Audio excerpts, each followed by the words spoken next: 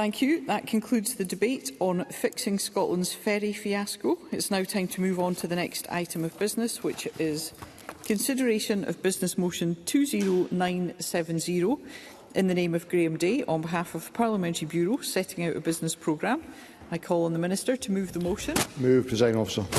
Thank you. No member has asked to speak to the motion. Therefore, the question is that motion 20970 be agreed. Are we all agreed? The motion is agreed. The next item of business is consideration of Parliamentary Bureau Motion 20971 on approval of an SSI. And I ask Graham Day, on behalf of Parliamentary Bureau, to move the motion. Move, Presiding Officer. Thank you, Minister. And I call on Ariane Burgess. Thank you, Presiding Officer. I wanted to speak to the Marine Licensing Exempted Activities Scottish Inshore Region Amendment Order this evening. It came to committee, and at that time I was ambivalent about voting for this SSI. And the reason for that was that the government carried out a consultation, and there were numerous responses, a number of responses, and numerous, if not most, raised the point, whether they agreed to the SSI or disagreed, that they went on to raise concerns that about that SEPA is inadequately funded.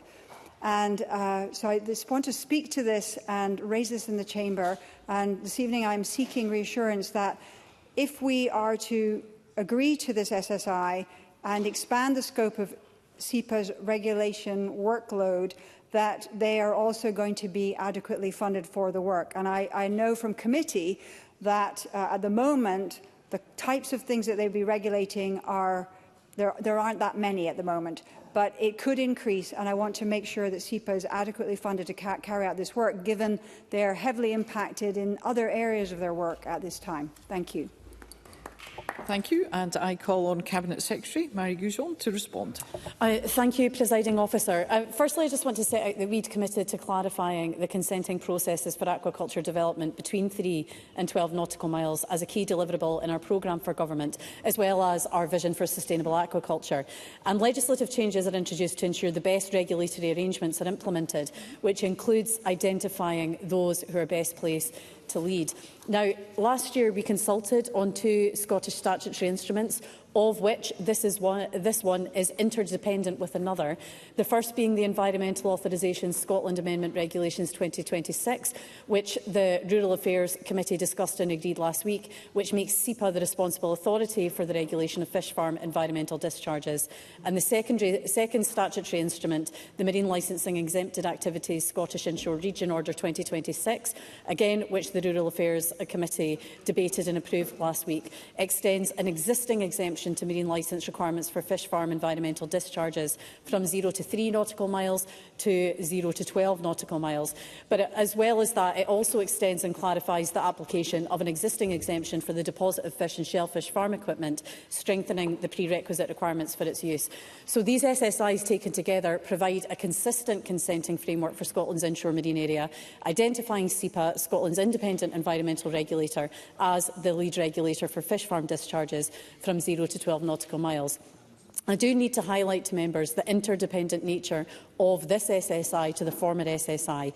If this order isn't approved, there will be dual regulation and dual licence requirements from 3 to 12 nautical miles, which will lead to confusion and a really cumbersome consenting system.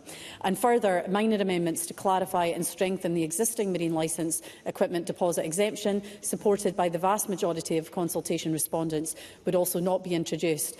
I would just want to touch on some of the points that were raised by Ariane Burgess in relation to the resource requirements or potential pressures that could be put on SEPA. But what I would say is there has been consultation with SEPA. They've engaged with this process and they are content with the proposals because this is work that they deal with at the moment. SEPA also has the ability to recover costs for any charges they put in place. And as I outlined at committee, we would actually have the opposite situation. It would be more of a resource pressure on the Scottish Government and the Marine Directorate in particular, particular, as well as SEPA, if this SSI wasn't agreed today, because we would still have to consult with SEPA on any licence applications, but SEPA then wouldn't be able to recover the costs for that. So again, SEPA are in agreement with this. We believe they have the resources in place to deal with it. We don't have any applications in place at the moment, and we don't believe that there would be a massive deluge should these SSIs be agreed. So with that, I would urge members to approve the order that's in front of us today. Thank you. The question on this motion will be put at decision time. The next item of business is consideration of Parliamentary Bureau Motion 20972 on approval of an SSI. And I ask the Minister, on behalf of the Parliamentary Bureau, to move the motion. Move, Presiding Officer. Thank you, Minister. And I call on Douglas Lumsden. Thank you, Presiding Officer. Scotland's coastal communities are being asked yet again to carry costs that other parts of the country will never see, and to absorb disruption that other industries would never accept. And the Government know this, and I quote, "By supporting the expansion of offshore wind development in Scotland waters and increasing the demand on marine space for the implementation of compensatory measures, the policy is anticipated to have a negative impact on fisheries." A negative impact. Fishermen are being asked to pay for net zero twice. First through disruption to their jobs and displacement to their place of work. Then potentially again through new restrictions and closures dressed up as environmental compensation. Now, this is insane. That this SNP government want to damage fishing grounds to hit their net zero targets by building ever bigger worm farms out at sea. And then, even more scandalously, want to use fishing as the solution to that damage by restricting fishing, all but destroying the livelihoods of the fishermen that fish those same waters. Now, let me just repeat that. This government wants to ruin the livelihoods of our fishing communities by building turbines, then penalise those same communities for that decision. Now, this rotting government clearly won't be happy until every fish and meat producer in the North East is driven out of business. And, Presiding Officer, the fishing community are clear. They do not want this. They are overwhelmingly opposed to these measures. There needs to be proper compensation in place for our fishers who are seeing their fishing grounds removed by offshore wind, and now compensation measures for wind energy in completely different parts of the country, taking away that fishing grounds also. But we all know this, and we know this government's dirty little secret when it comes to energy infrastructure. This SNP don't care if you object to wind turbines in your fishing zones, and the SNP certainly don't care if you have pylons in your back garden, because you know what? They're going to try and build them anyway. Coastal communities are now realising what communities across the Mearns, Turriff, Old Meldrum and so many other communities across Scotland have known for years, that this rotten SNP government doesn't care. It cares about an arbitrary net zero target and selling off as much of Scotland's countryside and fishing grounds to the highest bidder, selling Scotland down the river, literally. Thank you, Presiding Officer. Thank you. Let us hear one another. I call on the Cabinet Secretary, Gillian Martin, to respond. Thank you, Presiding Officer, for the opportunity to speak to this SSI today, which has a critical role to play in supporting Scotland's net zero ambitions and the Scottish economy. The SSI has been developed under powers set out in the Energy Act 2023, which was brought forward by the previous UK Conservative government to support delivery of offshore wind across the UK.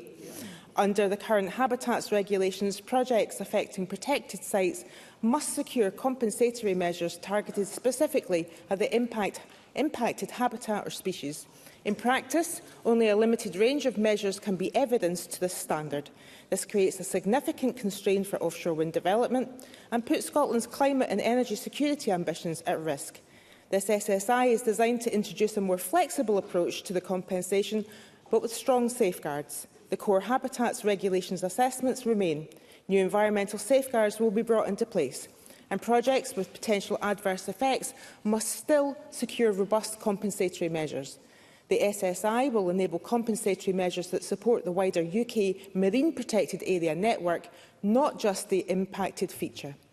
Additional safeguards include the establishment of a compensation hierarchy to prioritise like-for-like measures, but also enable wider alternatives when they are appropriate and offer enhanced ecological benefits.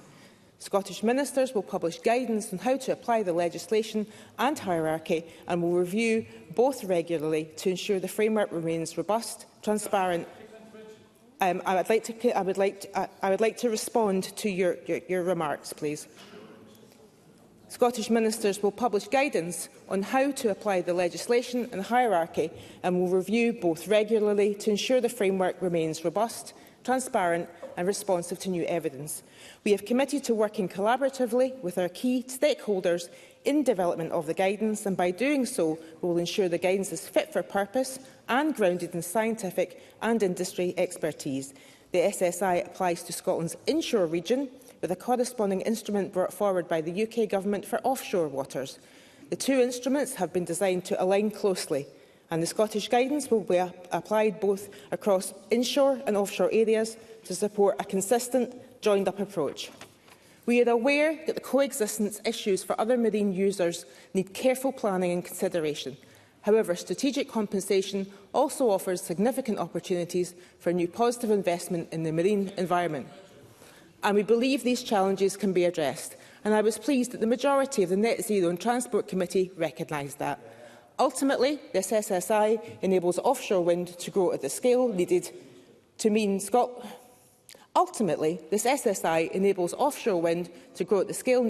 Scotland's net zero targets, deliver those economic opportunities, whilst also supporting long-term benefits for marine biodiversity. Thank you. Thank you. The question on this motion will be put at decision time. The next item of business is consideration of 8 Parliamentary Bureau motions, and I ask the Minister on behalf of the Parliamentary Bureau to move motions 20973 to 20980 on approval of SSIs. Moved en bloc, Presiding Officer. Thank you, Minister. The question on these motions will be put at decision time, and there are 11 questions to be put as a result of today's business. Can I remind members that if the amendment in the name of Jenny Gilruth is agreed to, the amendment in the name of Miles Briggs will fall. The first question is that Amendment 20956.3 in the name of Jenny Gilruth, which seeks to amend Motion 20956 in the name of Willie Rennie on judging the Scottish Government on its education record, be agreed. Are we all agreed? No. The Parliament is not agreed. Therefore, we will move to a vote, and there will be a short suspension to allow members to access the digital voting system.